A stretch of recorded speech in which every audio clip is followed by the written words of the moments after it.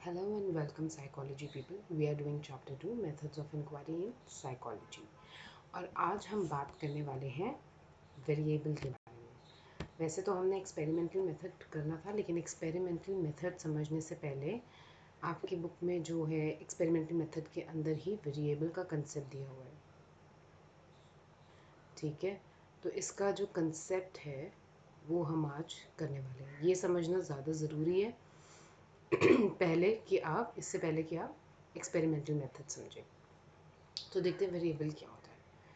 Now variable हम पहले भी वैसे वीडियोस में डिस्कस कर चुके हैं। वेरिएबल वो होता है जिसकी जो वैल्यू होती है वो चेंज होती रहती है, जिसकी वैल्यू वेरिएबल मतलब जो वेरी करता है। ठीक है, जिसको मेजर किया जा सकता है, उसके उसके जो वैल्यू जो चेंज हो रही है आप उसको मेजर भी कर सकते होने चाहिए। ऐसे नहीं कि वैल्यू चेंज हो रही है पर आप उसको मेजर नहीं कर सकते, तो वो वेरिएबल नहीं होगा। ठीक है, तो उसके दो बेसिकली मेन पॉइंट्स हैं जो आपको याद रखने हैं। एक तो वो चीज़ कि इसकी वैल्यू चेंज होनी चाहिए, और दूसरा उस चेंज को हम मेजर भी कर सकते हैं, तो ही हम वो वेरिएबल कहलाएगा। ठीक है, कोई भी जो ऑब्जेक्ट है वो अपने आप में वेरिएबल नहीं होता। फॉर एग्जांपल पेन, जो पेन आप राइटिंग के लिए यूज़ करते हैं वो डिफरेंट कलर का हो सकता है। ठीक है, ब्लैक, ब्लू, ग्रीन, उसका साइज़ डिफरेंट हो सकता है, उसका शेप डिफरेंट हो सकता है, डिफरेंट ब्रांड का हो सकता है वो बॉल पेन हो या जेल पेन हो। ठीक है, तो बॉल पेन है या जेल पेन है ये वेरी कर सकता है, ब्रांड का नाम डिफरेंट हो सकता है। तो जो कैरेक्टरिस्टिक्स किसी भी चीज़ के, अब पेन तो एक ऑब्जेक्ट है ना, तो पेन एक ऑब्जेक्ट है, लेकिन उसके ये जो चीज़ें हैं शेप, साइज़, कलर, ये जो उसके एट्रीब्यूट्स हैं ये तो चेंजेबल हैं, ये तो चेंज हो सकते हैं। तो इसलिए पेन वेरिएबल नहीं है। बट पेन की ये जो एट्रीब्यूट्स है ना, इसको आप ये भी कह सकते हैं कि कैरेक्टरिस्टिक्स। ठीक है, कैरेक्टरिस्टिक्स है वो, तो वो जो होते हैं एट्रीब्यूट्स जो होते हैं वो वेरिएबल होता है। फॉर एग्जांपल जैसे रूम, जिस भी रूम में आप बैठ के इस समय पढ़ाई कर रहे हैं, उस रूम का डिफरेंट साइज़। ठीक है, रूम में क्रॉस वेंटिलेशन है कि नहीं है, रूम की लाइटिंग कैसी है, जो चीज़ें हम चेंज कर सकते हैं। अब रूम तो एक बार जो बन के तैयार हो गया वो तो हो गया ना। अब स्मॉल रूम है या बिग रूम है, रूम एरी है मतलब लाइट वगैरह आती है कि नहीं आती, क्रॉस वेंटिलेशन है कि नहीं है, वो चीज़ बदली जा सकती है। रूम की जो लाइटिंग है वो बदली जा सकती है। ठीक है, उसको डिम किया जा सकता है या ब्राइट लाइट की जा सकती है। ठीक है, तो ये चीज़ें बदली जा सकती हैं, जो चेंजेबल हैं और जिसको हम मेजर भी कर सकते हैं। ऐसे ही अगर इंडिविजुअल्स की बात करें, अगर हम जैसे साइकोलॉजी में इंडिविजुअल पे स्टडी करते हैं, इंडिविजुअल्स की बात करें, पर्सन की बात करें, तो जैसे उनका हाइट। ठीक है, हाइट हो गया, वेट हो गया।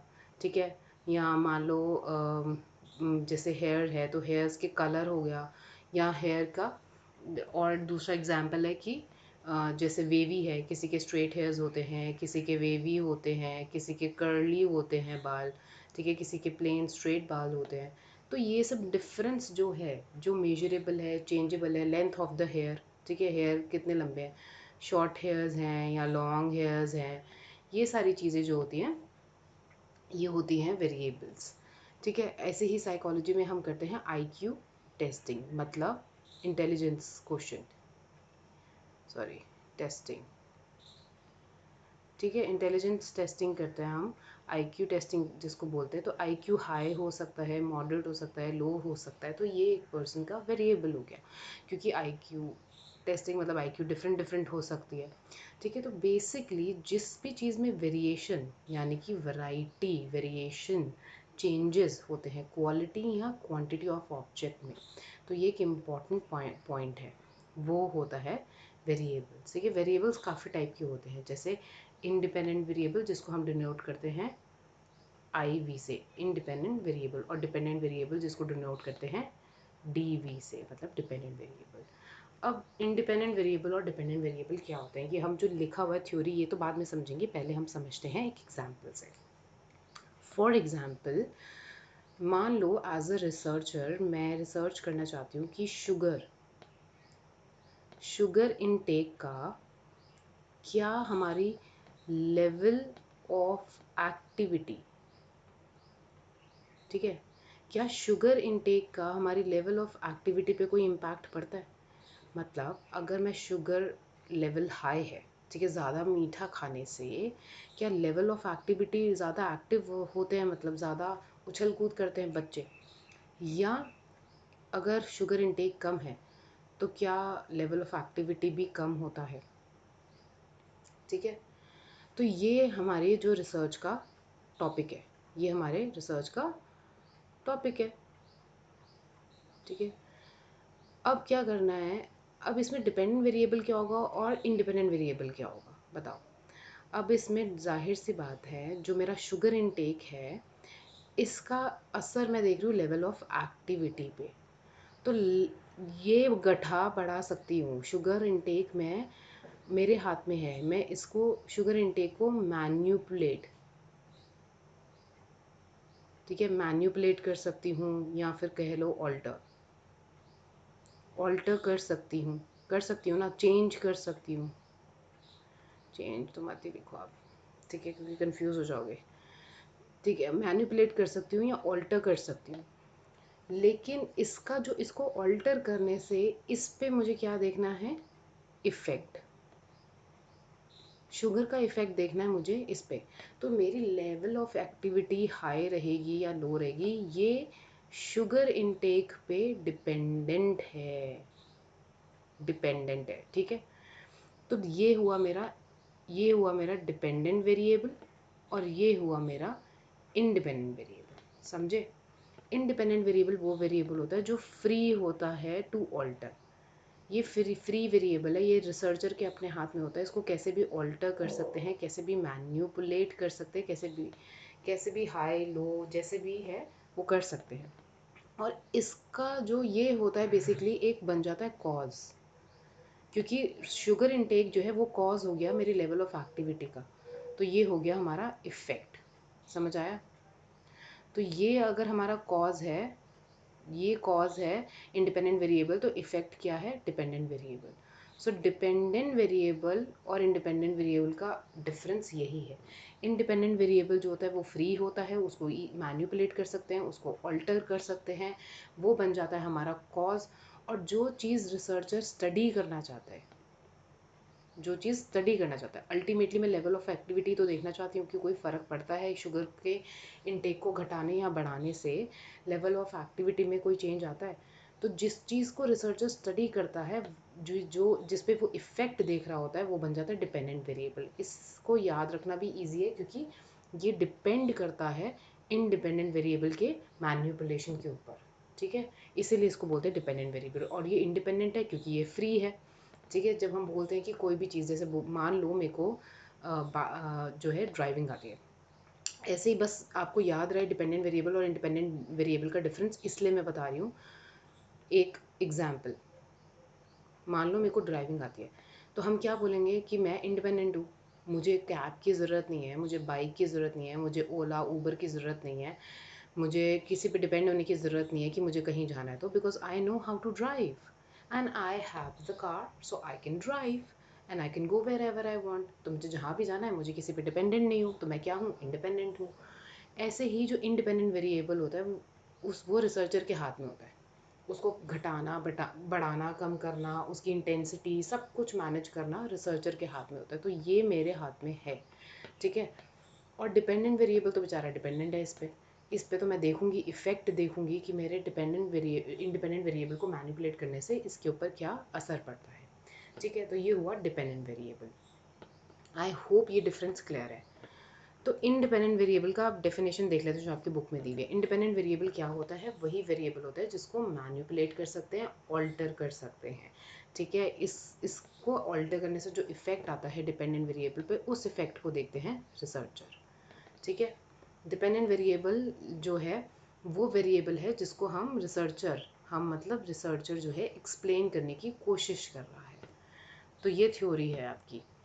इसके बाद एक और वेरिएबल के बारे में बात की गई है, वो है एक्सटर्नस वेरिएबल। ये एक थर्ड टाइप का वेरिएबल है जिसको हम स्टडी तो नहीं करते, ये रिसर्चर के किसी इंटरेस्ट का नहीं है, पर इसका जो इफ़ेक्ट है ना वो स्टडी पे ज़रूर आता है। तो इसको कंट्रोल करना बहुत इंपॉर्टेंट है, क्योंकि अगर इसको कंट्रोल नहीं किया तो जो रिज़ल्ट है, जो मेरे रिसर्च के रिज़ल्ट है, वो ऑल्टर हो सकते हैं, वो चीज़ें बदल सकती हैं, चेंज हो सकती हैं। मेरे को ठीक से रिसर्च नहीं पता चलेगी, मेरा रिसर्च ठीक नहीं मानी जाएगी, क्योंकि कहीं ना कहीं इन्फ्लुएंस हो जाएगा, ठीक है। तो वो मेरी रिसर्च इन्फ्लुएंस ना हो और मैं जो स्टडी करना चाह रही हूँ मैं एग्जैक्टली वही सेम चीज़ स्टडी कर पाऊँ, तो इसके लिए मुझे इसको कंट्रोल करना ज़रूरी है। पर इसमें रिसर्चर एज सच इंटरेस्टेड नहीं होता है, पर ध्यान रखना पड़ता है, ठीक है। फॉर एग्जाम्पल, इसी एग्जाम्पल को कंटिन्यू करते हैं। अब मान लो कि ये जो मैंने एग्जाम्पल लिया था, ये जो स्टडी करनी है मुझे, ये स्टडी करनी है मुझे छोटे बच्चों पे, मतलब मेरे जो पार्टिसिपेंट्स हैं 50 पार्टिसिपेंट्स हैं, ठीक है, 50 चिल्ड्रन, 50 बच्चों पे मुझे ये स्टडी करनी है। शुगर का इंटेक उनकी लेवल ऑफ एक्टिविटी को कैसे इम्पैक्ट कर रहा है, मुझे ये स्टडी करनी है 50 बच्चों पे। और लेकिन इन 50 बच्चों का फिर मुझे अब एज ग्रुप डिसाइड करना पड़ेगा, ठीक है। एज ग्रुप डिसाइड कर लेते हैं हम 10 से 15 साल के बच्चे, ठीक है, 10 से 15 साल के बच्चे हैं। अब इसमें से किसी को भी जो है, ऐसा नहीं होना चाहिए कि जिस दिन रिसर्च होनी थी, जिस दिन मैंने इनको एक्सपेरिमेंट के लिए साइकोलॉजी लैब में बुलाया, ये ऑलरेडी शुगर खा के आए थे, मतलब बिफोर हैंड ये शुगर खा के आए थे।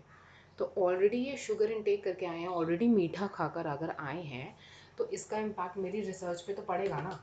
मतलब क्योंकि मेरे को तो ये देखना था कि शुगर इनटेक, तो शुगर तो मैं दूंगी, तो मेरे को क्या करना पड़ेगा, मेरे को इनको पहले बताना चाहिए कि 2 दिन पहले आप जो है मीठा खाना बंद कर दो। आप कोई कैंडीज़, चॉकलेट्स, पेस्ट्रीज कुछ नहीं खाओगे, क्योंकि जो हम रिसर्च वाले दिन है, तीसरे दिन जब आप आओगे रिसर्च के लिए, तो रिसर्च से आपको 2 दिन पहले ये सब नहीं खाना है, क्योंकि रिसर्च में हम आपको सब कुछ मीठा मीठा खाने को देंगे, शुगरी प्रोडक्ट्स देंगे, कैंडी, पेस्ट्री, चॉकलेट, जो भी आपको खाना है। और अगर ऐसा इसमें से मान लो कोई ऐसे बच्चे थे जो ऑलरेडी बिफोर हैंड शुगर खाकर आए, तो मेरा रिसर्च तो रिजल्ट ऑल्टर हो जाएगा ना। एक तो ऑलरेडी आप घर से इतना सारा मीठा खाकर आ रहे हो, ऊपर से यहाँ पे भी आप मीठा खा रहे हो, तो डेफिनेटली आपका लेवल ऑफ एक्टिविटी इम्पैक्ट तो होगा। तो वो ठीक रिजल्ट तो नहीं हुई ना। क्यों, मेरे को क्या करना है, जो 50 बच्चे मैं ले रही हूँ उसमें इक्वल मेरे को रखना है कि बाकी सब चीज़ें कांस्टेंट रखनी है, ठीक है, जितना मैं कांस्टेंट रख सकती हूँ चीज़ें। मतलब ऐसा नहीं होना चाहिए कि कोई इसमें से एज ग्रुप मान लो कि 10 नहीं है, 9 साल का बच्चा है या 9.5 साल का बच्चा है, अभी 6 महीने हैं उसके बर्थडे को, तो मैंने रिसर्च में ले लिया, नहीं। अगर मैंने डिसाइड करा कि एज ग्रुप 10 to 15 होगा, तो स्ट्रिक्टली 10 to 15 होना चाहिए, इसका 16 नहीं हो सकता, या 15.5 नहीं हो, 5 या 6 जो भी है नहीं हो सकता, ठीक है, क्योंकि ये चीज़ फिर गड़बड़ हो जाएगा। तो I have to stick to this. अगर मेरे को ये चीज़ सबको बोलनी पड़ेगी कि 2 दिन पहले आपको रिसर्च से पहले मीठा खाना बंद करना पड़ेगा, ठीक है। तो ये इन चीज़ों को मैं स्टडी नहीं कर रही हूँ, लेकिन इन चीज़ों का इम्पैक्ट, अब जैसे जेंडर है, इसमें मेरे को जेंडर का भी ध्यान रखना पड़ेगा।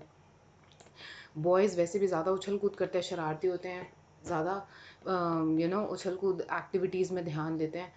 तो मैं अगर बॉयज़ ले रही हूँ, तो मैं 10 से 15 साल के बॉयज़ के ऊपर रिसर्च करूँगी, तो फिर I don't have to take any girl, ठीक है, क्योंकि उनका लेवल ऑफ एक्टिविटी अलग होगा, इनका लेवल ऑफ एक्टिविटी अलग होगा। स्टैमिना की भी बात होती है, ठीक है। मान लो 50 में से कोई ऐसा बच्चा है जो थोड़ा सा इल है, थोड़ा सा बीमार है, अगर मैं उसको रिसर्च में ले लूँगी तो ऑलरेडी उसका स्टैमिना पे भी, तो मतलब मुझे इन सारी चीज़ों को ही, ये सारे जो है एक्सटर्नस वेरिएबल हो गए, जो मेरी रिसर्च के रिज़ल्ट को ऑल्टर करने की ताकत रखते हैं, थोड़ा सा उसको हिला देने की ताकत रखते हैं।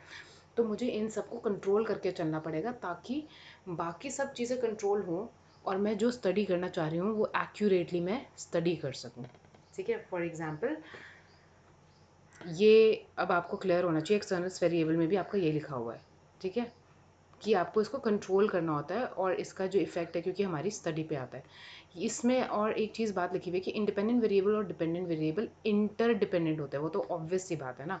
इंडिपेंडेंट वेरिएबल और डिपेंडेंट वेरिएबल एक दूसरे पे इंटर डिपेंडेंट है, अकेले अकेले तो कुछ भी नहीं है, अकेले शुगर इनटेक कुछ नहीं है, अकेले डिपेंडेंट वेरिएबल भी कुछ नहीं है, तो एक दूसरे पे डिपेंडेंट तो ये है ही, इंटरडिपेंडेंट है, इंडिपेंडेंट नहीं है, ठीक है। यही सारी बातें आपकी इसमें रखी हुई हैं।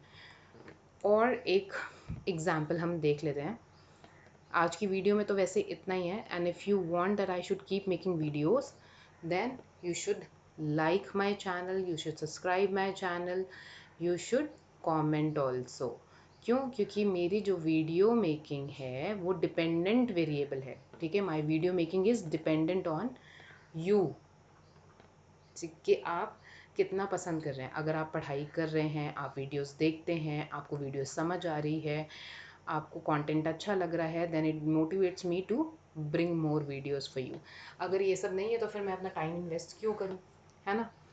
तो मेरा जो वीडियो मेकिंग है वो डिपेंडेंट वेरिएबल है, ठीक है। आई होप अब तो आपको याद रहेगा ही डिपेंडेंट वेरिएबल और इंडिपेंडेंट वेरिएबल क्या होता है। अब तो नो चांस कि आप भूल जाओ, ठीक है, आपको भूलना ही नहीं चाहिए अब तो डिपेंडेंट वेरिएबल जैसे मेरी video making, my video making is dependent on you, your level of participation. So make sure that you subscribe this channel, like this video, comment करके मुझे बताओ कि आपको चीज़ें समझ आ रही हैं कि नहीं। और अगर कोई भी डाउट है तो आप मुझसे पूछ भी सकते हो। डिस्क्रिप्शन बॉक्स में मैंने ईमेल आईडी दी हुई है अपनी। इस चैनल पे आपका सारा कंटेंट आएगा, सारा सिलेबस मैं आपका यहीं कवर करवाने वाली हूँ, ठीक है। So make sure that you subscribe this channel and I will see you in the next video. Keep learning, keep revising. Bye.